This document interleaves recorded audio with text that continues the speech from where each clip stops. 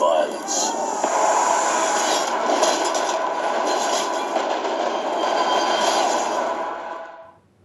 Hello everybody, welcome back to Screenstars. I'm here today to bring you my review for the 2022 historical drama Medieval, a film that is written and directed by Peter Yackel, and it stars Ben Foster, Sophie Lowe, Michael Caine, Ty Schweiger, Roland Moller and Matthew Good.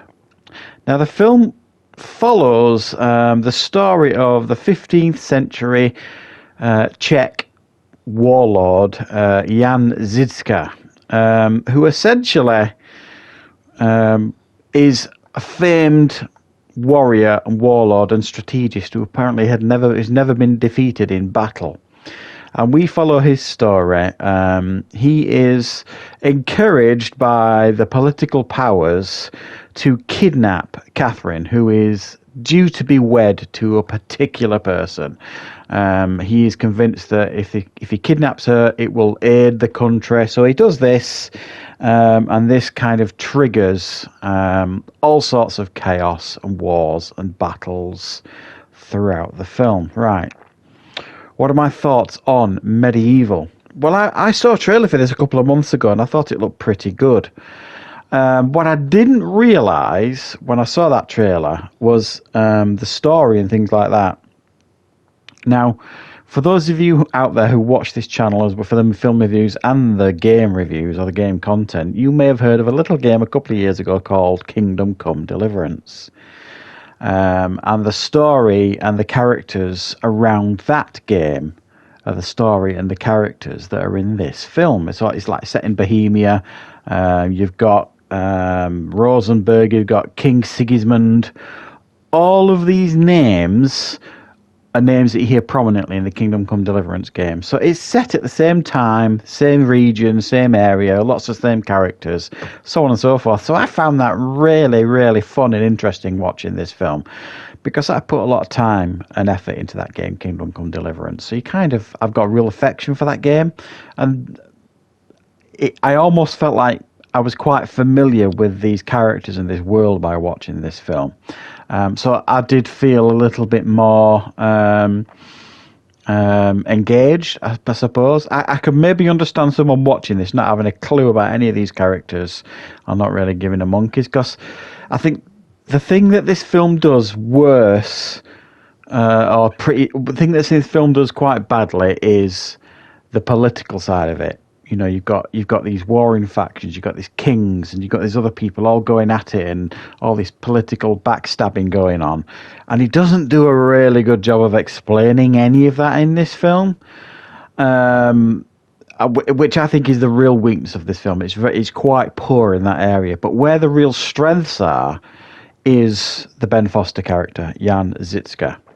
Now, Ben Foster is one of those actors that constantly, I think, gets overlooked. I've never ever seen a bad performance from this guy.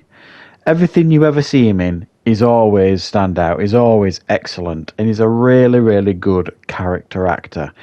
And he really works in this film. I think he's really excellent as this lead character. I also think there are others here that are pretty good. There's the Roland Moller character who plays like the nemesis to this Jan Žižka.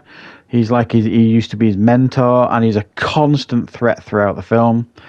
And I really enjoyed the battles and things in this film. They were really nicely put together. Now, apparently, this Jan Žižka was a master tactician and an innovator when it comes to tactics in battles.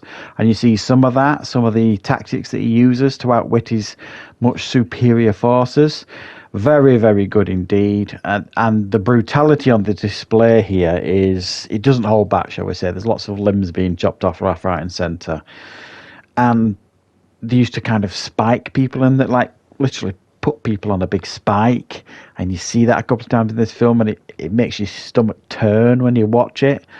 So it's not for the faint of heart, this film, in the sense of, it's not one of those nice, jolly, sword fighting films where everyone's being honourable and lovely.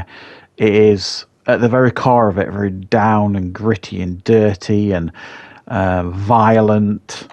that I think is just held together by Ben Foster character, this Jan Zitska, and his group of men. They're essentially mercenaries, it would seem, and he's a very honourable man. In a very dishonourable time, it would seem, because, like I say, there's all these political powers like backstabbing all over the place. And Matthew Good plays King Sigismund, who's not a very nice man. You certainly get that impression, but it doesn't go any deeper.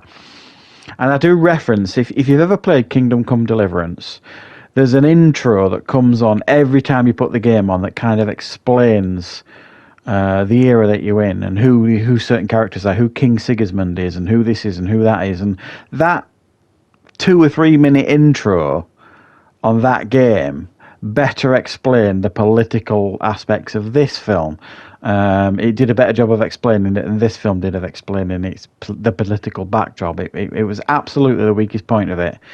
Michael Caine, great to see him as always in films. He's not in it a huge amount. He almost kind of plays like the guy in the background stirring things up, but in a good way. Is you don't get the impression he's a slimy character or anything like that, but he's one of these working in the background.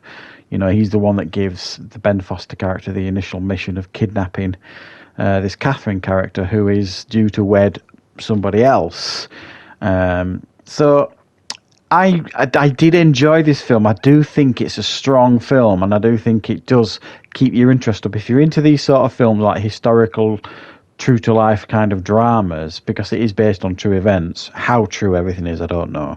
But I know the majority of the characters in this film certainly lived and existed. And I think it does a good job of putting on screen characters and scenarios that you've probably never heard of before. You know, when people talk about medieval battles and things like that, you know, Bohemia and King Sigismund and all this kind of stuff don't really get much of a mention, do they? So it's nice to see a film do this and put it on screen, and I do think the cast do a really, really good job. Some beautiful cinematography, some well shot battle scenes, lots of brutality. So if you're looking for that sort of thing, it's definitely worth checking out. If you're like that, but you also like all the political intrigue that goes along with it, that isn't as strong as the rest of the film. But I enjoyed my time with it, and I was really interested in the characters and the battles and how it all turned out by the end. So one to check out when you get the opportunity if you like this sort of genre. So thanks for watching, everybody. I hope you enjoyed this review. I'll be back with more reviews and content on the channel very, very soon.